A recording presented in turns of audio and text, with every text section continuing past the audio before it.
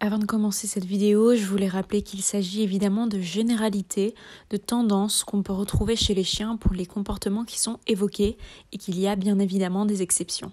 Merci.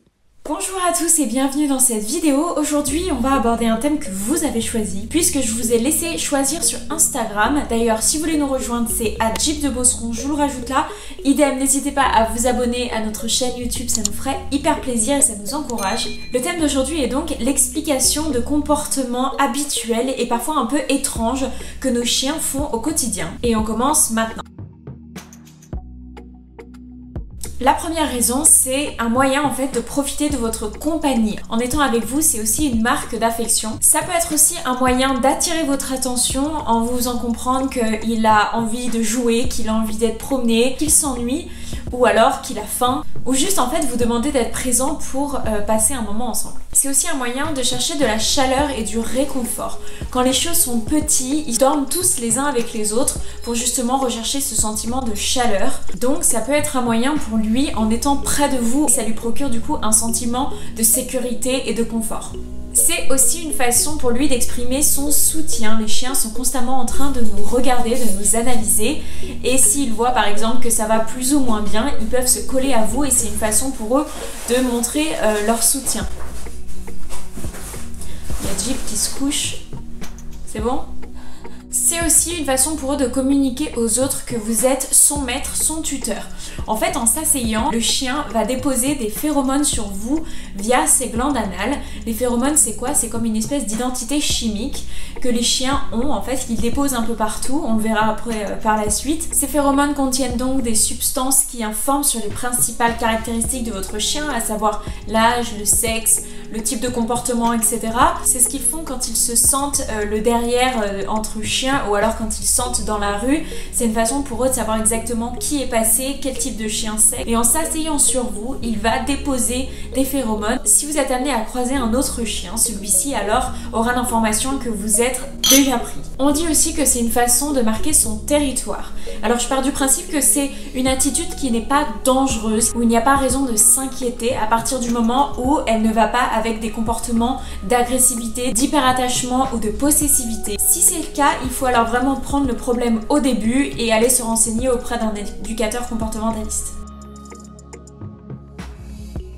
Nos chiens, quand ils ne dorment pas, passent la majorité de leur temps à nous observer, à nous regarder. Faites attention et remarquez que votre chien a toujours un œil sur vous et c'est une façon pour eux en fait de connaître vos habitudes, de savoir l'ordre dans lequel vous faites les choses et cet ordre-là va les conditionner pour savoir ce qui va se passer après. Un exemple, si vous avez pour habitude, toujours dans le même ordre, de prendre votre manteau, mettre vos chaussures, prendre vos clés, cela signifie sortie pour lui. Ça s'appelle le conditionnement du chien. Si votre chien a l'habitude d'un peu trop s'exciter par exemple au moment où vous prenez votre manteau, n'hésitez pas à changer un peu vos habitudes pour justement casser ce conditionnement et le surprendre, surtout si celui-ci fait de l'anxiété de séparation. On dit aussi parfois que c'est une façon entre guillemets de manipuler ses maîtres en obtenant ce qu'ils veulent. Par exemple les chiens qui font de la mendicité à table en nous fixant pour justement obtenir ce qu'ils veulent, à savoir un bout de nourriture. C'est une réaction involontaire appelée réflexe de grattage. Lorsque vous grattez le ventre d'un chien, vous activez les nerfs en fait qui sont reliés directement à sa moelle épinière. Ces nerfs envoient ensuite un message automatique aux muscles des jambes de votre chien pour lancer une action de coup de pied et de grattage, de contraction, comme s'il devait se débarrasser d'un irritant comme un insecte par exemple. En grattant le sol, le chien en fait va activer les phéromones qui sont situés dans les glandes odoriférantes des pieds de votre chien. C'est la principale façon de marquer son territoire. Un chien qui gratte ses fesses sur le sol est signe généralement d'une irritation qui peut être provoquée soit par des vers, soit par une infection. C'est pourquoi il est super important de bien vermifuger ses chiens aux dates qui sont indiquées par le vétérinaire, même si bien souvent cette irritation est liée à des problèmes de glandes anales qui sont par exemple trop remplies parce que le chien ne les vide pas automatiquement en marquant son territoire. Il est possible de les vider soi-même, sinon vous pouvez demander à votre vétérinaire. Dans tous les cas, si ce problème persiste, il faut aller voir son vétérinaire. Si le problème des glandes anales n'est pas traité dès les premières phases, ça peut entraîner des abcès dans les cas les plus graves.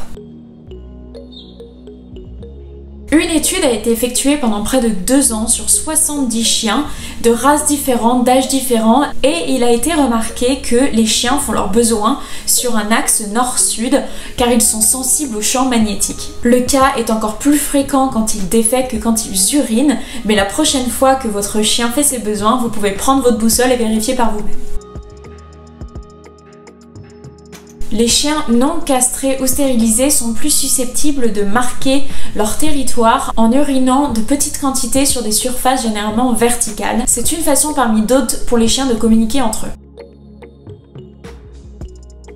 Il peut y avoir vraiment plusieurs raisons à ça. Ils peuvent juste gratter une démangeaison ou alors vouloir changer leur odeur corporelle. Une autre raison aussi est de marquer son territoire en déposant son odeur. En se baladant dans un parc par exemple, on peut remarquer que notre chien s'arrête à des endroits bien spécifiques. C'est bien souvent parce qu'un autre chien a laissé son odeur ou a marqué son territoire, soit en urinant, soit en se roulant. Et souvent quand c'est le cas, notre chien se roule ensuite par-dessus. C'est une façon de montrer leur affection et leur amour. C'est aussi une façon de montrer qu'ils se soucient de votre bien-être. Parfois, c'est juste aussi pour sentir le goût de la peau salée quand on a transpiré par exemple.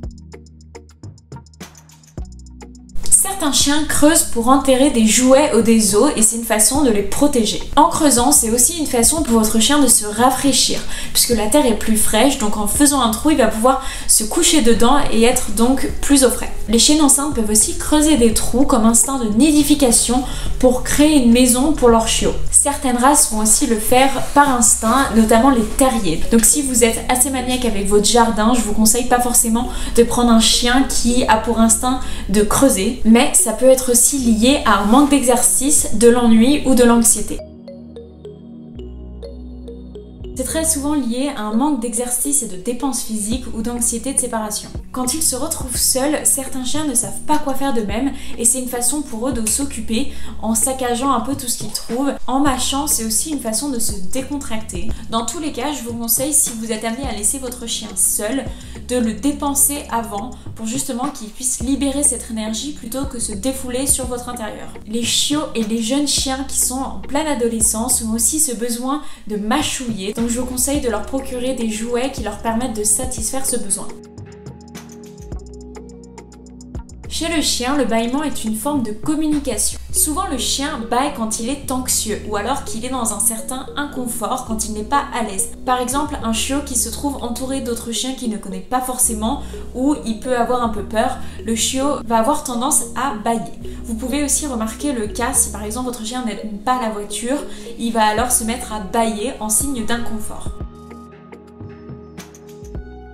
C'est très souvent bénin, ça peut être lié à une irritation ou alors un petit corps étranger que votre chien veut éliminer. Lorsque quelque chose gêne le passage, éternuer ça devient un réflexe, mais votre chien peut aussi éternuer parce qu'il est content. Vous pouvez le remarquer par exemple lors d'une séance de jeu ou s'il comprend qu'on va partir en balade, alors il peut se mettre à éternuer parce qu'il est content. Cependant, si cela persiste, évidemment, rendez-vous chez votre vétérinaire. Ce comportement amusant est simplement une façon pour votre chien de dépenser son énergie. Souvent, il ne sait pas quoi faire de lui-même ou de sa propre énergie, donc il trouve la première chose à faire, à savoir chasser sa queue. Mais ça peut aussi être le signe de problèmes physiques, comme par exemple un problème lié aux glandes anales ou une dermatite allergique liée aux puces. Dans certains cas, la poursuite de la queue peut être liée à un trouble obsessionnel compulsif. Si vous ne pouvez pas arrêter votre chien de courir après sa queue ou qui présente un problème de santé, évidemment, parlez-en à votre vétérinaire. Siffler, faire un bruit aigu ou parler avec une voix un peu bizarre peut parfois provoquer l'un des comportements les plus mignons chez le chien, à savoir l'inclinaison de la tête. Même si la raison exacte est incertaine, les comportementalistes pensent qu'il s'agit d'un moyen de donner du sens à ce qu'ils entendent. Ils peuvent aussi être à l'écoute d'un mot-clé qu'ils comprennent comme promenade pour savoir si ce qu'on va dire va mener à quelque chose de gratifiant ou d'amusant. Une autre raison pour laquelle votre chien est susceptible de pencher la tête est de déterminer plus précisément l'emplacement d'un son. Encore une fois, s'il incline sa tête sur le côté constamment sans raison évidente, parlez-en à votre vétérinaire. C'est tout pour cette vidéo, j'espère qu'elle vous aura plu, qu'elle vous aura amusé et qu'elle vous aura permis d'en savoir un peu plus sur nos amis les chiens. N'hésitez pas à me dire en commentaire ce que vous avez appris dans cette vidéo, s'il y a un comportement que vous ne connaissiez pas. N'hésitez pas non plus à nous laisser un petit pouce bleu, à vous abonner et je vous dis à très bientôt. Merci.